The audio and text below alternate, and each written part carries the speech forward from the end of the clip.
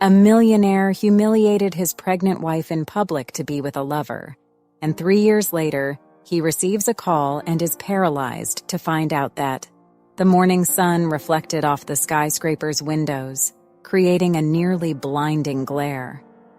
On the 50th floor, Jack Hawkins watched the city stretch out below, a satisfied smile playing on his lips. His empire of glass and steel was a testament to his meteoric rise. "Mr. Hawkins, your next meeting begins in 5 minutes," announced his assistant over the intercom. "Thank you, Sarah. I'll be there in a moment," Jack replied, adjusting his silk tie. As he headed to the conference room, flashes of memory invaded his mind. Jack saw himself again as an ambitious young man, fresh out of college, determined to conquer Wall Street. "You won't last a week here, kid," a senior colleague scoffed. Jack clenched his fists, remembering the anger and determination those words had provoked. "Look at me now," he murmured to himself, a cold gleam in his eyes. Miles away, in a luxurious apartment overlooking Central Park, Hannah Hawkins prepared to leave. Her hands trembled slightly as she applied her lipstick. "You can do this, Hannah," she told her reflection in the mirror. "It's just lunch with your husband." But it wasn't just lunch, and she knew it. Hannah touched her still flat belly, where a secret was growing that could change everything. "How am I going to tell him?" she whispered, anxiety tightening her chest. Back at the office, Jack closed another multi-million-dollar deal. "Congratulations, Jack," one of the executives said, shaking his hand. "You've just added another jewel to your crown." Jack smiled, but the gleam didn't reach his eyes. "That's what we're here for, isn't it? To build empires." Meanwhile, Hannah entered the mall, her heart pounding. She looked at the shiny store windows, remembering how Jack used to surprise her with gifts in the early years of their marriage. "Miss Hannah," called a smiling saleswoman, "we have some new pieces that would suit you perfectly." Hannah forced a smile. "Thank you, but not today. I'm just waiting for my husband for lunch." The saleswoman nodded, understanding. Of course. Enjoy your lunch." Hannah walked to the restaurant, her hands unconsciously protecting her belly. She took a deep breath, gathering courage. "It's now or never," she murmured to herself, entering the establishment. The maitre d' greeted her with a smile. "Mrs. Hawkins, welcome. Your husband hasn't arrived yet, but your table is ready." Hannah nodded, following him. As she sat down, her mind wandered to the future. She imagined a baby in her arms, Jack's proud smile, a happy family. But a persistent voice in her head whispered doubts.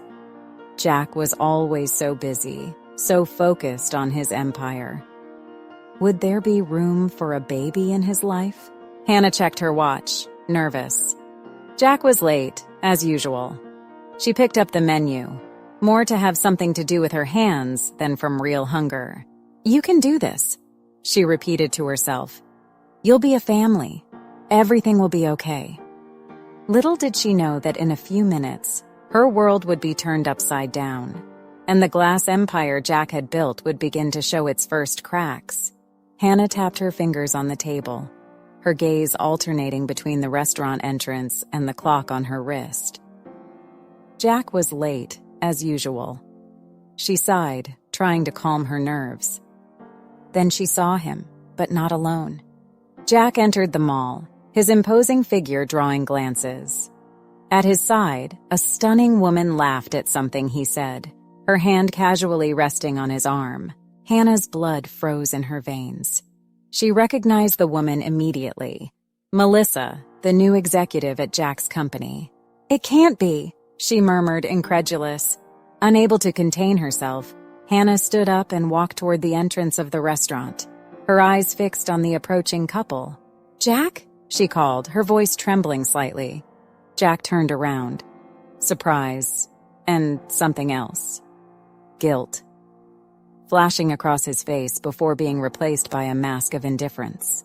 "Hannah," he said coldly, "what are you doing here?"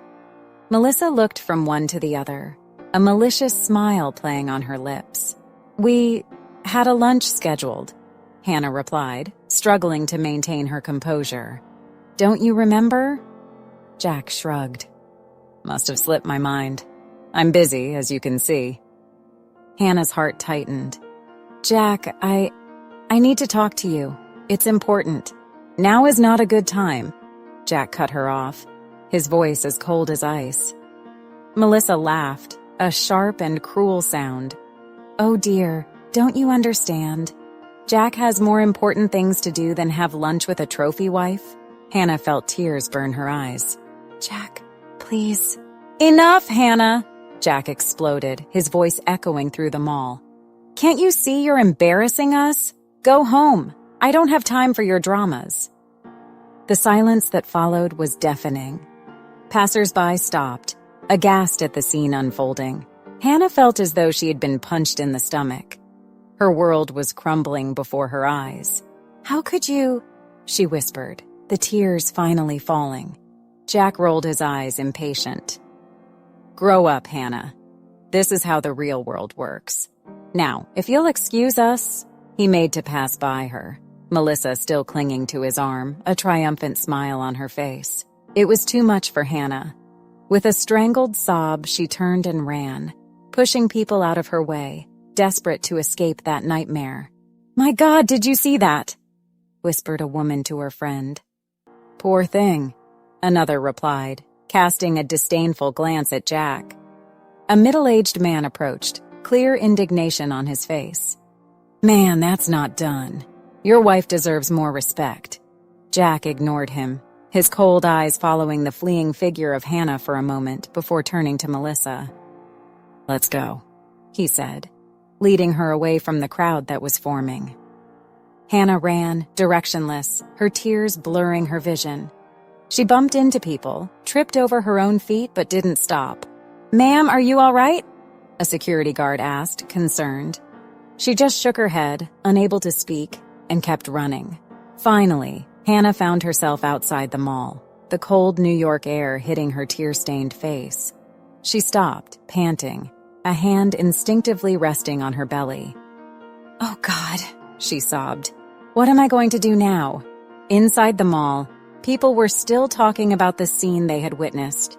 "Did you see his face?" "Not a hint of remorse," said a teenager to her friends. "Men like him never change," replied an older woman, shaking her head sadly. Meanwhile, Jack and Melissa left the mall, seemingly oblivious to the turmoil they had caused. "Well, that was interesting," Melissa commented, a malicious smile on her lips. Jack shrugged, his face a mask of indifference. "She'll get over it. She always does." But as he climbed into his luxurious car, a small voice in the back of his mind whispered that this time, perhaps, he had gone too far. Hannah, alone on the busy New York sidewalk, hugged herself, feeling more lost and alone than ever. The dream of a happy family she had nurtured just a few hours earlier now lay in pieces at her feet. With one last look at the mall, she turned and began to walk, not knowing where she was going, but certain that she could not turn back. Hannah entered the apartment, closing the door behind her with a soft click. Silence enveloped her, punctuated only by the ticking of the clock on the wall. She slid to the floor, her back against the door, and finally let the sobs take over. Memories invaded her, relentless. She remembered 5 years ago. "Jack, where are we going?" Hannah laughed, her eyes blindfolded. "Patience, love," Jack replied, guiding her gently. "We're almost there." When he removed the blindfold, Hannah gasped.